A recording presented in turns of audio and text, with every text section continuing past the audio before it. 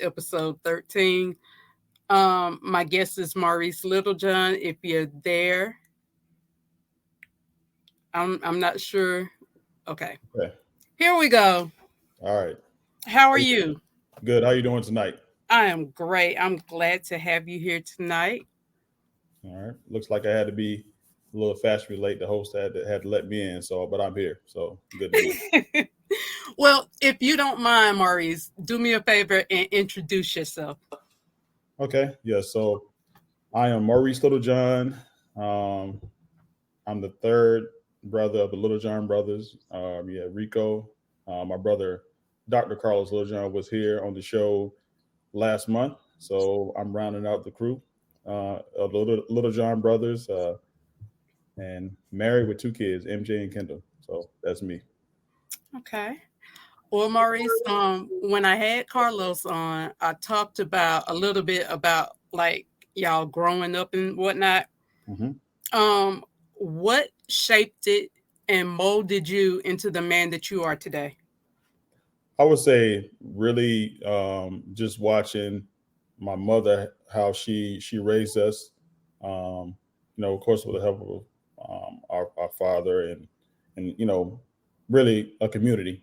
Okay. But just seeing how she had to raise us, help us to be men, and then watching me and my brothers how we banded together and always there for each other. And of course, with school and just doing well in school and seeing that there was something more outside of what I saw outside, um, in the streets and things like that. So I think that's what helped mold me to what I am right now. So Okay. I asked Carlos what school was like for him. So I want to ask you the same thing. What was coming from Little Africa to Spartanburg like for you as far as the school change? it was a big change. I think just walking into McCracken Junior High School, uh, my eighth grade year. Might have been the first or second day of school where I was late to class because McCracken was a lot bigger than Chesney, and I was running through the hall and I knocked down Miss Hilton. But that was like my favorite teacher. I thought I was getting like so much trouble because I was running the hall and I knocked down Miss Hilton, but she became my favorite teacher. I would always go talk to her, but it was a big change. But after a few weeks, it was like riding the bike. So, but McCracken did make me mature and grow up a little bit more than it did at Chesney. So it was good overall experience. And from there, going on to Spartanburg High School and on to Clemson University. So when you got to Clemson, what did you initially want to do, or are you doing what you set out to do? So when I first went to Clemson, I started out as every other engineering student. As being a general engineering student, is pretty much they put you in a pool of every incoming freshman who wanted to be an engineer. So you have to take chemistry, calculus, um, physics, everything, all in one semester. And it's pretty much what it does is weed you out to see, do you really want to be an engineer? Mm-hmm. And for the first two semesters of Clemson, yes, I really did want to be an engineer. So, so I stuck it out. But I think that the second semester of my freshman year was probably my worst college semester of my college career because I think my grades were a B, a D, Mm-hmm. a F, and a W, Mm-hmm. which is very uncharacteristic for me. So at that point in time, my mother, Linda Littlejohn, said, "Boy, get a degree in something." So I was like, "Okay, all right, let me reverse course." So I switched my major to graphic communications, and I stayed in that for like a semester. But I was in there with some packaging science students, and I always know I would still want to do engineering. So that was like, well, packaging science is just like engineering. It's just you're not building roads or bridges or working with electronics or being a computer engineer or mechanical engineer. So you should check it out. So I switched around. So I think I took some classes in packaging science the next semester, and I did pretty good. And so I was like, you know what? I'm gonna switch to packaging science, and from there I went on did internships in Chicago with Kraft Foods, um, and I pretty much liked it. So here I am today. Um, I'm a packaging engineer, and I've been doing packaging engineering for about, I don't know, let's see, 16, 17 years now. So that's what I do. Wow. So I'm Wow. still an engineer, just not a traditional engineer, but I am an engineer, packaging engineer. So Nonetheless, you are still an engineer. yes, I'm an engineer. So I know my stuff. Well, I want to ask you, being married, being a father, and then with the job that you have that sometimes takes you out of the state and out of the country, how do you manage to keep everything in line? Uh, it's really communication. Me and my wife, Shanique, she keeps things in order when I'm out of town or out of the country, traveling Mhm, for work, and then of course I got my guy MJ. You know, mhm. my namesake. You know, he's got to be the man of the house when Daddy's out of town, and then I got the boss, little boss lady Kendall, to make sure everything else is straight. So, but it's fun. I mean, they don't like it when I have to go out of town sometimes, but as long as it's in the states, they're good. But when I have to go, when I've been to France or Germany for work, um, it did get a little. It is a little difficult because you got the time zone, time difference and things like that. But we make it work, and but it's but like I said, it's all about communication. Just communicating the whole time, make sure everybody's on the same page and the same schedule. So we're good. So I want to ask you, from a Black father standpoint, what are you doing with your kids that you feel like you missed out on growing up? Well, I would say first of all, with MJ, he's heavily involved with with basketball. He's with travel basketball, AAU basketball, uh, recruiting stuff, recruiting visits, going to colleges, camps, and things like that. So that's something that I didn't do growing Mhm, up mhm, because it wasn't as readily available. When I was coming up. So that's something that you know we've always said that if you whatever dream that you have, whatever you want to do, we'll mhm, foster it and we'll make it happen for you because we always tell them that what we just give you the foundation. What we have right now, this is the foundation. You got to build up from here. And the same thing with Kendall. She's gotten this with basketball and things of that nature. So even with gymnastics early on. So we've always tried to foster their dreams and help them reach their goals. So that's something that uh, opportunities wasn't there growing up for me. So we just want to always help them reach their goals. in the same way that I shouted out Carlos, I have to shout you out in the role that you've played in my kids' life. Like, you've been there for Deontay as well as Deja, in ways that is just like so humbling for me because with Deontay, I'm not good at math, and I Yeah. know that you are like the mathematical genius of the family, so I would always send him to come to you. And he has an admiration for you and Carlos that is beyond compare. And I thank you for never, treating him like he was just a step nephew or what have you. And the same thing with Deja, you both have been a major role, almost like a second and third father for her. And I thank you for that too, because, a lot of girls, you know, are put out here and they don't have the father influence that they actually need. Not saying that Rico hasn't been an excellent father, but it is that extra push to Hmm. give them what they need to get to where they're going. So I thank you and I tilt my hat to you for always being on standby for them. Um, we watch you with Kendall and MJ, and the same way with Carlos with two. Um, y'all are fabulous fathers. Thank you. Your children are beautiful, very respectful, and we couldn't ask for better nieces and nephews. So, I have to tilt my hat to you with all of that. With being a great uncle as well as a great father to your children. Yeah, I mean, like with Deontay, I mean, he's always been, he's always inquisitive. He, Mhm.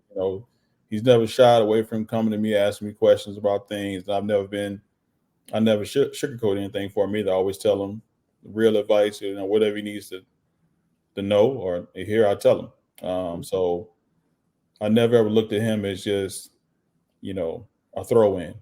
You know, Right. he's family. He's my nephew. So that's why, that's my guy. Whenever I talk to him every now and then, just to make sure he's good. So with him and Kay, make sure everything's good. So and same with Deja.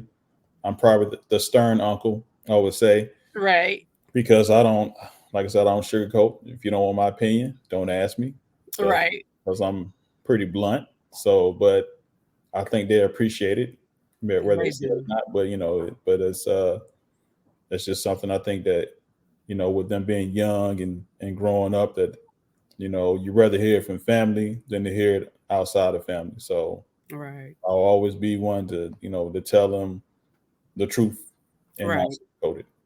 So I always say that you and Carlos are the uncles that helped mold Deontay into the man that he is today. As you know, that when he was younger, he wanted to play basketball, mhm. and it just wasn't meant to be, for him. And I thank you guys for showing him that, you don't have to play basketball to make it. You don't have to play football to make it in this world. You can use your brain for something else and make it. And he's doing well for himself. Like he has the opportunity to have his own Verizon store right now. So, you know, I thank you guys for loving him in that way and getting him to a place that I, as his mom, a female, couldn't do. So, Yeah, I mean, but with D, I mean, the kid is good. I mean, I know he's not a kid, he's grown, but he's good. I mean, it's just like whether basketball worked out for him or not, I knew D was going places. I mean, you got to be a student before you're an athlete, because no matter what sport you play, the ball's gonna start dribbling. The ball is, football, and you're not gonna be able to run it as hard, so you got to have a second, second option. And like him, he took advantage of education. So mhm, that's the thing we instill with our kids. It's great to be good in sports, but you're a student first. And right. so we push we push A's around here. B's okay. We want the A's, because like I said, they play sports and they're good at it. I give it to them. They're really good at it, and they're going places with that. But we want to have the icing on the cake. Is the sports are icing on the cake? The academics come first. So we have our first question. Your brother wants to know how tall MJ is now. MJ right now, he is between 6'4" and 6'5" right now. He's 15, so Makes absolutely no sense yeah, how tall he is yeah, to be that young. But I mean, granted, none of the uncles or you are short. So I mean, that yeah. height just He get it from blew somewhere. my mind. He get it from somewhere. He's not that he's not the little I guess little chubby baby he was when he was a baby. Right. People thought he was gonna be short, chubby, but some kind of way he grew a little bit. He grew on. He's still growing. He He got grew a lot of bit. yeah, growing. He's a basketball player. So look out for him. You heard it here first. So I keep looking out for him. Absolutely. What are you doing as a father to mold and shape their dreams for their futures? Really, the biggest thing is just keep talking, keep pouring into him, talking to him. Let him know that the only limit is you. You limit Mhm. yourself. You just got to keep pushing through whatever brick wall that may be in front of you. Just keep pushing, because only person who can stop you is you. So Right. that's the biggest thing that I keep pouring to him, because I look at the fact how we grew up, um, not with a silver spoon in the mouth, more so a wooden spoon. So Mhm. we had to work hard for everything we had, despite, you know, sometimes like, man, is it worth it? But it's worth it. I look at where we are now, what we had persevere through, and it's worth it. So I tell the kids that, we sacrifice, me and your mother, we sacrifice for y'all to have what y'all have. So take advantage of it, and keep moving forward. What shaped you with your childhood that kept you from going left? I mean, it would have been real easy to take those losses and continue to lose, I guess would be, what motivated you to stay straight and move forward in the opposite way? The biggest thing for me is I'm not built for jail. I'm not built for the streets. Right. and and I did not want to face Linda Littlejohn. So she always let us know that, hey, if you get in trouble, don't call me. So that was enough for me to not go left. I mean, just keep going straight on the straight and narrow. And like I said, it's plenty of examples out here of what not to do. There's not a Mhm. lot of examples of what the right thing to do. So I Right. just always knew that I wanted to do the right thing, and I wanted to be more than what I saw outside my window or outside Right. the street. So I mean, Spartanburg is a great place, to grow up in the upstate of South Carolina, but I knew I wanted to make a bigger impact somewhere else with my life, and have a platform for my kids to follow. How did your brothers impact your life, being that they're both are older than you? For me personally, so as you know, with me and Rico, he's the older brother.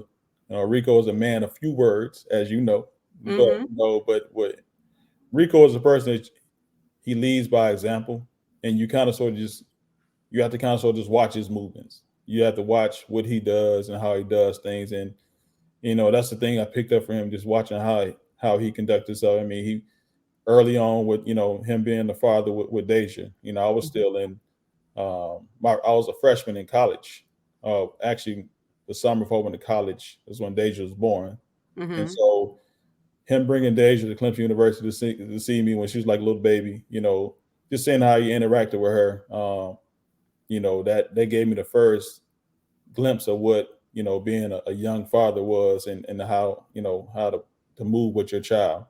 And then with Carlos, him being at Winthrop University, me going up to Winthrop University, and seeing him when I was in high school, and you know how the academic side of being on a college campus, how it worked. And I would say me and Carlos, like, our academically and some professionally, like, our lives have mirrored each other. So even though he's in education, and I'm an engineer, we still have certain similarities, pathways that we've taken in life.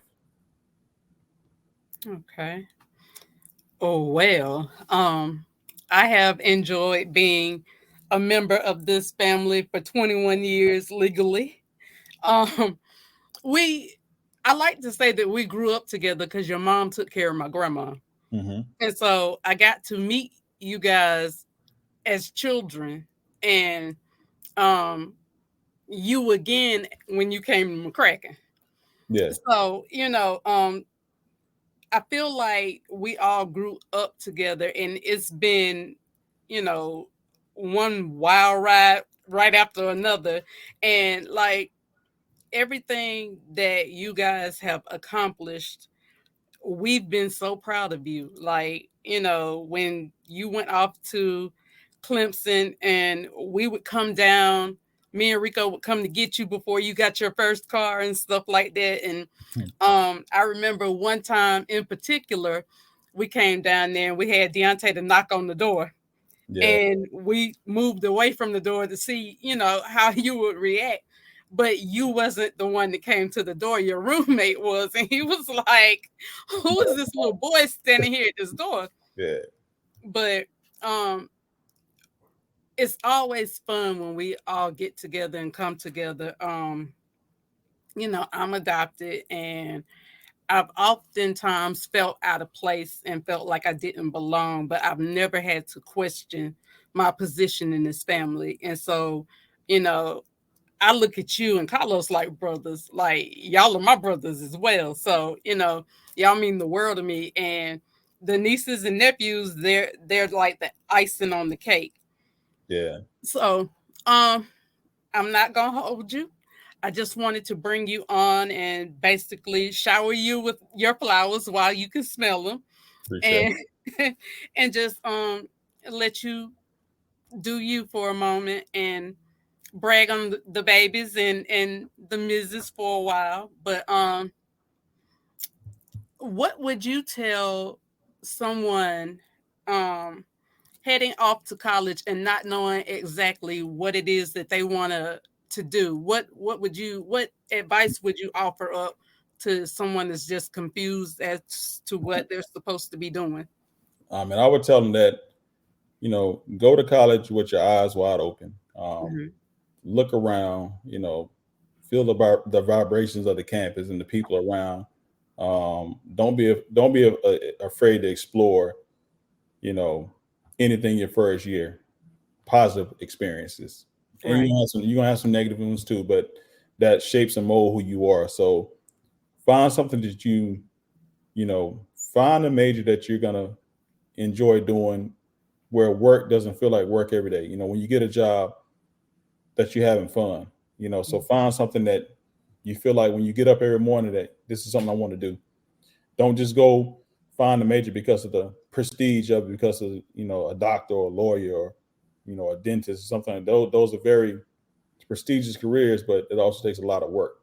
So Right. just be sure that whatever you do in life, you enjoy doing it, because unless you hit the lottery or if God bless you in a mighty way, you might be doing that for the next 25, 30 years of your life. So make sure you like it.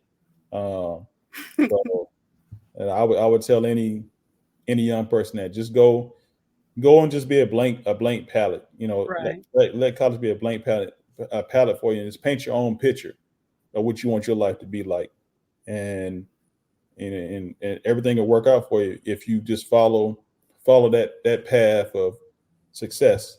You know, ask questions, use everybody as a resource. I mean, don't be afraid to do that, because you are your own business. So you got to advertise yourself, Right. um, because you want to make sure that whatever job you get, it's the right job, the right people that you're around. So I'll tell them that just have fun too. Along the way, have fun. If you're gonna be there 4 or 5 years of life, make sure you have fun those 4 or 5 years of life. Don't just go and be a bookworm and don't enjoy the ride, because you got in the real world, these bills are real. Life is real. Yes, sir. So you wish you could write a paper or study for a test when you get then have to pay some bills sometime. So, but it's fun. So like I said, just enjoy it, and see where life takes you. I also have one last question. Being that mental health is a stigma for the black man, Hmm. what are you doing to keep your mental health intact and the mental of MJ? How are you guys being able to stay in your right state of mind with everything that's going on around you in this world? MJ, that's my guy. That's my namesake. So we talk all the time. I'm his daddy. I'm his Mhm. father. But I'm also, we sometimes we are like we boys or friends, but so it's just like we keep those lines of communications open. Whatever he's going through, he knows he can always come talk to me about anything. We don't, there's no conversation that we can't have or haven't had that he has to ever feel uncomfortable come to me about. So, Right. and I always let him know that, you know, watch your surroundings, watch who you're around, but always carry yourself with dignity, because, um, that's your integrity is something that you can lose it real fast. I mean, if you don't present yourself in a way, um, to the public, and always stay true to yourself and convince others, because people are going to say good things and bad things about you, but you just got to stay solid where you are. Um, and that, especially with him playing basketball and the notoriety that comes from that, you know, you're gonna have your fans, you're gonna have your naysayers when you do good or bad, but you just got to understand to stay grounded and focus on the goal at hand. Don't get caught up with everything you hear. So That's that's how great we play sound that. advice. Great sound advice. Thank you. I want to thank you for taking time out of your day to come chat with me for a moment. I really, truly appreciate you being here with me tonight. No problem at all. It's always good to chop it up with family. Whether it be on the camera or not on the camera. If it's on the phone, it's good too. We'll be down there Monday, so we're gonna chop it up. Okay. We're gonna do what we do when the brothers get together. Absolutely. So that won't be, Absolutely. that won't be recorded. So don't worry about It will recording. not. That is not to be televised. So, but it's all in good fun with what we do. The little Absolutely. brothers what we do. So, but yeah, it's always good. I'd like to give you your flowers of congratulating you, and everything you're doing from being a author, Thank you. podcast. I don't know what else is attached to the name, but I'm pretty sure some more stuff coming. So, congratulations you because in spite of everything that Thank you you. went through, you know, personally and growing up, you didn't let it stop you. So keep pushing, keep moving, keep being a beacon of light and hope for people who are going through circumstances, letting them know that they can speak out and not be afraid to walk that line. So Right. continue to do what you do and don't let anybody tell you different. Because the haters gonna be there. Just shake them off, keep moving. You're gonna be good. You're good. You're doing big things, you're doing positive things. So just keep it moving. Thank you. You're welcome. I appreciate that so much. You're about to make me cry, Maurice. We're That's not my doing that. goal. That's my goal. I'm trying to get you crying out. We're not doing that tonight. No, I'm But not. I'm not gonna make you cry. again, I thank you for being here with me tonight. This has been delayed but not denied. I chose that name as a title because oftentimes in life we are delayed in things, things that we want to do, things that we think we need to be doing. But one thing I know for certain is that um, God will never deny what's meant for you. So even in being delayed, you'll never be denied from what God has for you. And so, with that being said, everybody, good night. Thanks for watching. All right. Good night. Tune in to Delayed but Not Denied every second Monday and fourth Friday.